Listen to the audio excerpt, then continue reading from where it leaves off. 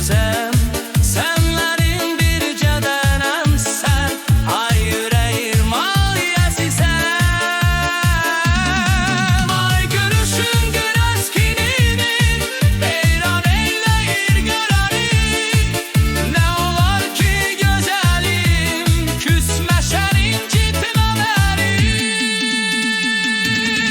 Mən sənin hüsnünə heyran, sənə mən mayl olmuşam. Ay gözəl mən sənə baxım, deyəsən şair olmuşam. Daşı qara, gözü qara, gülər üzürüb yüzəsən.